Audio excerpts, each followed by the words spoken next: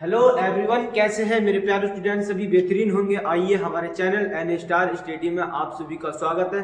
और मैं लेकर आया हूं आज आपके लिए बहुत ही इंपॉर्टेंट आवर्त सारणी का एक तत्व। हम पढ़ लें स्टेप बाय पूरे सारे तत्व पढ़ेंगे हम। ये हमारा तीसरा तत्व है।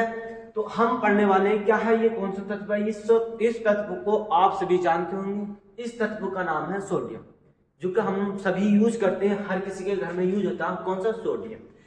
ये सोडियम है। सबसे पहली बात आती है, सबसे पहला क्वेश्चन हमारा, सोडियम की खोज किसने की थी? तो मेरे भाई सोडियम की खोज की थी हाम्फ्री डेवी। किसने की थी? हाम्फ्री डेवी ने की थी। कब की थी मेरे भाई? तो इसकी खोज 1807 में की थी। कब? 1807 में। अब एक क्वेश्चन आता है कि कहां और कब की थी, ये भी तो बात आती है ना, कहां और कब की थी। तो कब की थी? 1807 में। कहां की थी? Royal institution London. कहां? Royal institution London. अब इसके बाद आती है श्रृंखला। मतलब श्रृंखला का मतलब यह है कि ये धातु है कि अधातु है या उपधातु है। तो मेरे भाई ये क्या है? ये एक धातु है। क्या है इसकी श्रृंखला? क्या है ये? क्या है? रासायनिक श्रृंखला बोलते हैं इसको। तो क्या है इसकी रासायनिक श्रृंखला? धातु। अगला क्वेश्चन आता है कि इसकी संयोजकता, यानी कि इंग्लिश में बोलते हैं बैलेंसी। तो इसकी संयोजकता मेरे भाई प्लस के 1 होती है। यानी कि आपने बुकों में देखा होगा इस तरीके से Na+ चार्ज लगा हुआ।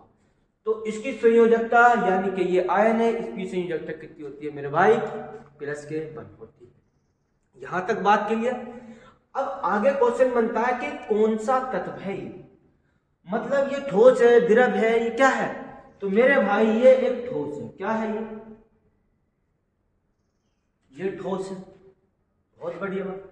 अब इससे अगला क्वेश्चन है कि इसका रासायनिक नाम क्या है। तो भाई इसका रासायनिक नाम भी सोडियम है। अब इसके बाद बात आई ये समूह, मतलब कौन से ग्रुप का तत्व है। ग्रुप आवर्त सारणी में ग्रुप पढ़े होंगे कि ये कौन से ग्रुप का तत्व है मेरे भाई। तो ये हमारा कौन से ग्रुप का तत्व है? ये फर्स्ट ए ग्रुप का तत्व है। ठीक। अब इसके बाद एक क्वेश्चन और बना हमारा कि सोडियम का वितरण। अच्छा भाई, जहां पर आप सभी कंफ्यूज होंगे कि ये वितरण होता क्या चीज है ना। तो इससे पहले हमें इसकी जानकारी होनी चाहिए कि इसका इलेक्ट्रॉनिक विन्यास क्या होता है। इलेक्ट्रॉनिक विन्यास निकालने से पहले हमें क्या पता होनी चाहिए? उसकी परमाणु संख्या। उसकी परमाणु संख्या। तो सबसे पहले हमें पता होनी चाहिए कि इसकी परमाणु संख्या कितनी होती है। तो मेरे भाई इसकी परमाणु संख्या होती है 11। कितनी होती है? परमाणु संख्या होती है मेरे भाई 11। दिख रही है? इसकी परमाणु संख्या होती है 11। ठीक। अब इसके ऊपर की बात आ जाओ, इसका इलेक्ट्रॉनिक विन्यास क्या होता है मेरे भाई। तो इलेक्ट्रॉनिक विन्यास आप सभी से निकालना आता होगा। मैंने दिखाया, मतलब सिखाया भी है कि इलेक्ट्रॉनिक विन्यास कैसे निकालते हैं। ये सब चीज़ें मैंने आपको सिखाई भी है इसी तरीके से। तो प्लेलिस्ट में जाइए और वीडियो को देखिए, इलेक्ट्रॉनिक विन्यास किस तरीके से निकालते हैं। शॉर्ट में निकलवाए सब बहुत ही अच्छी तरीके से। तो इसका इलेक्ट्रॉनिक विन्यास क्या होता है? इसकी परमाणु संख्या होती है 11। तो इलेक्ट्रॉनिक विन्यास क्या होगा? 1s2 2s2 2p6 3s1। क्या हुआ इसका इलेक्ट्रॉनिक विन्यास? 1s2 2s2 2p6 3s1। ठीक। अब इसका सोडियम की वितरण क्या है भाई? मतलब इसे हम इस तरीके, इलेक्ट्रॉनिक विन्यास को हम, इसका मतलब ये है, हम इसे इस तरीके से लिख सकते हैं।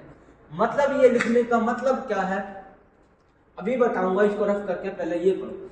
ये परमाणु द्रव्यमान। अच्छा चलो ये पढ़ो, ये क्या? सोडियम का वितरण। ठीक है, सोडियम का वितरण क्या है?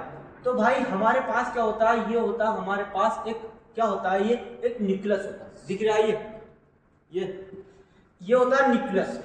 इस न्यूक्लियस के और पास क्या होता है मेरे भाई? इस तरीके से नाभिक होता है।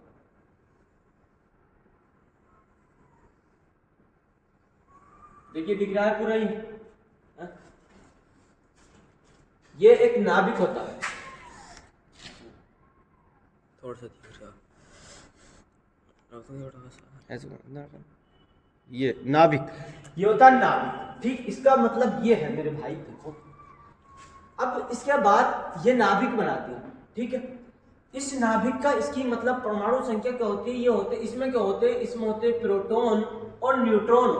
ठीक, इस नाभिक एक न्यूक्लियस के अंदर क्या होते हैं मेरे भाई, प्रोटॉन और न्यूट्रॉन होते हैं। ठीक, तो इसके बाद क्या होती है, इससे हमें पता लग जाएगा कि इसकी, अब इसका मतलब यह है जो इसकी पहली कक्षा है इसे कहते हैं प्रथम श्रेणी, दूसरी तीसरी, 3 कक्षाएं होती हैं, पहली दूसरी तीसरी। अब इसमें पहली कक्षा में कितने इलेक्ट्रॉन है मेरे भाई, 2। पहली से कक्षा उपकक्षा इस तरीके से, पहली कक्षा में 1 इलेक्ट्रॉन, 2 इलेक्ट्रॉन है, 1 2। अगली श्रेणी में कितने इलेक्ट्रॉन है भाई, 8। तो कितने इलेक्ट्रॉन बनेंगे, 1 2 3 4 5 6 और ये 7 और ये 8 इलेक्ट्रॉन है। उससे अगली वाली में कितने इलेक्ट्रॉन है भाई मेरे, 1 इलेक्ट्रॉन। ठीक है, तो अब बात आती है कि इसके लास्ट की कक्षा में कितने इलेक्ट्रॉन है, 1 इलेक्ट्रॉन, है ना। तो ये होता है हमारा वितरण। इस तरीके से हम किसी भी नाभिक में, किसी भी नाभिक के, अब बात आई हमारी कि इस न्यूक्लियस के अंदर जो ये प्रोटॉन है और ये न्यूट्रॉन है, तो इनकी संख्याएं कितनी है। अच्छा, प्रोटॉन की संख्या तो गिन, पहले इलेक्ट्रॉन तो गिन लो, कितने इलेक्ट्रॉन, 2 तो 4 तो 6 तो 8 9 10 11, बिल्कुल सही बात है। तो अब बात आई इसका परमाणु द्रव्यमान या भार। तो मेरे भाई इसका परमाणु द्रव्यमान होता है मेरे भाई 23। जो हमारी, हम किसी भी चीज को सोल्व करते हैं, किसी भी कैलकुलेशन में जब हम करते हैं, तो इसका इलेक्ट्रॉनिक विन्यास, इसका इलेक्ट्रॉनिक परमाणु भार, परमाणु द्रव्यमान लिखते हैं हम मेरे भाई 23। लेकिन एक बात आती है, हमारी जो पीरियोडिक टेबल होती है ना, उसके मुताबिक कितना होता है, तो उसके मुताबिक होता है 2.99। तो क्या मेरे भाई इसको इतना लिख सकते हैं, बिल्कुल लिख सकते हैं, क्योंकि आप किसी भी कॉम्पिटिटिव एग्जाम के लिए जाएंगे तो आपको इसकी परमाणु भार जो लिखना पड़ेगा वो 23 ही लिखना पड़ेगा, तभी आपसे क्वेश्चन और न्यूमेरिकल जल्दी आसानी से करने के लिए हेल्पफुल रहेगा ये। तो सबसे मेन चीज क्या होती है, हमारा जो परमाणु भार है मेरे भाई, पहला परमाणु भार क्या है, देखो परमाणु भार हम इसे 23 लिखते हैं। ठीक, लेकिन हमारी जो पीरियोडिक टेबल है तो उसमें होता है 22.99। लेकिन कुछ टीचर होते हैं ना, मतलब कुछ होते हैं जो ये लिखवा देते हैं, ये नहीं लिखवा पाते। क्यों नहीं लिखवा पाते, कि वो सोचते हैं कि पीरियोडिक टेबल के मुताबिक ही लिखवाएं। लेकिन इसका इलेक्ट्रॉनिक विन्यास हम किसी भी न्यूमेरिकल को करेंगे तो ये आसान होगा। फिर इसके बाद आती है भाई न्यूट्रॉनों की संख्या क्या है, न्यूट्रॉनों की संख्या, सॉरी प्रोटॉनों की संख्या क्या। अच्छा, प्रोटॉनों की संख्या कितनी है मेरे भाई, इसकी प्रोटॉनों की संख्या भी 11 है। इलेक्ट्रॉनों की संख्या कितनी है भाई, प्रोटॉनों की संख्या और इलेक्ट्रॉनों की संख्या सोडियम में बराबर होती है। कितनी होती है, बराबर होती है। अब न्यूट्रॉनों की संख्या कितनी होती है मेरे भाई, न्यूट्रॉनों की संख्या होती है मेरे भाई 12। अच्छा सर 12 कैसा आया, 12 किसी भी प्रोटॉन द्रव्यमान में से माइनस के अगर इलेक्ट्रॉन करोगे तो कितना बचेगा भाई, 12। तो इसके न्यूट्रॉनों की संख्या कितनी आई, 12। अब आता ब्लॉक, ये कौन से ब्लॉक का तत्व है, तो मेरे भाई ये एस ब्लॉक का तत्व है। ठीक है, अब बात आई ये कहाँ पाया जाता है, कौन, सोडियम। किसकी बात कर रहे हैं, सोडियम। सोडियम कहाँ पाया जाता है, पृथ्वी पर, मतलब स्थल जो पृथ्वी पर सबसे पहले महासागरों में पाया जाता है, महासागरों में पाया जाता है। अच्छा, ये कौन सी धातु है, कौन सी, मतलब ये तो पता है हमें कि ये धातु है, इसकी संज्ञा क्या, धातु। लेकिन ये कौन सी धातु है, तो मेरे भाई ये क्षारीय धातु है। अच्छा, ये क्षारीय धातु क्यों है, ये मैंने आपको कल भी बताया था। क्षारीय धातु क्यों है, आपको कहीं भी दिख जाए एस ब्लॉक के फर्स्ट ए ग्रुप का कोई सा भी तत्व दिख जाए, तो सबसे मेन चीज याद रख लेना, जो फर्स्ट ए ग्रुप के जितने भी तत्व आते हैं वो सारे के सारे क्षारीय धातु होते हैं। जितने भी आते हैं, कितने भी तत्व आएंगे वो क्षारीय धातु होंगे। फिर दूसरी बात क्या होंगे, वो क्षारीय धातु होंगे। उस पर चार्ज कितना होगा, मतलब संयोजकता कितनी होगी उसकी, तो उसकी संयोजकता भी मेरे भाई 1 ही होगी, प्लस के 1 होगी। अब जैसे लिथियम है तो इसकी प्लस के 1 होगी तो हम इसे इस तरीके से लिख देते हैं, इस तरीके से भी लिख सकते हैं, ठीक है। अब यह है सोडियम, तो इसका प्लस चार्ज होगा तो हम इसे भी इस तरीके से लिख देते हैं। तो आई होप हमारी वीडियो यहाँ कितनी इसके फुल डिटेल थी। ये कितने क्वेश्चन बने देखो। सबसे पहली बात क्या थी, खोज किसने की थी, हेम्फ्री डेवी ने की थी। कहा कब की थी, मतलब कौन सी सन में की, तो इसकी खोज 1807 में की। कहाँ और कब की, तो कब की थी 1807 में। कहाँ की थी, रॉयल इंस्टीट्यूशन लंदन में की थी। कहाँ, रॉयल इंस्टीट्यूशन लंदन में की। श्रृंखला क्या है भाई, धातु है। संयोजकता कितनी है, प्लस के 1, यानी कि हम इसे इस तरीके से दर्शाते हैं किसी भी एनसीईआरटी की बुक में। कौन सा तत्व है ये, ठोस तत्व है। रासायनिक नाम क्या है इसका, सोडियम है। समूह कौन सा, फर्स्ट ए है। सोडियम का वितरण क्या है भाई, तो हम इसे इस तरीके से, ये इसका इलेक्ट्रॉनिक विन्यास इस तरीके से रखते हैं जो किसी भी न्यूक्लियस में जो हम रखते हैं। तो अच्छा, अब बात आई तो इसमें प्रोटॉन, इस नाभिक के अंदर, न्यूक्लियस के अंदर इसमें प्रोटॉनों की संख्या कितनी है मेरे भाई, तो इसमें नाभिक के अंदर प्रोटॉन और न्यूट्रॉन पाए जाते हैं। जो इसके अंदर जो ये परमाणु होता है, परमाणु के अंदर जो न्यूट्रॉन और प्रोटॉन पाए जाते हैं, उसके पास जो होता है वो नाभिक होता।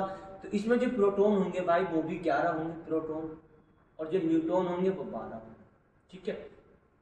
कितने प्रोटॉन पाए जा रहे हैं, 11, और न्यूट्रॉन पाए जा रहे हैं 12। देखो ये है प्रोटॉन है, प्रोटॉनों की संख्या 11 और न्यूट्रॉनों की संख्या 12। 12 क्यों थी, क्योंकि परमाणु भार 23 में से इलेक्ट्रॉन चले जाएंगे, 23 में से ये 11 इलेक्ट्रॉन चले गए। देखो ये वाले माइनस इलेक्ट्रॉन जो करें, ये वाले करें, देखो 1 इलेक्ट्रॉन 2 इलेक्ट्रॉन ये है 2, ये 4 और 2 6, 2 8 और 2 10 और 1 इलेक्ट्रॉन ये, ठीक है।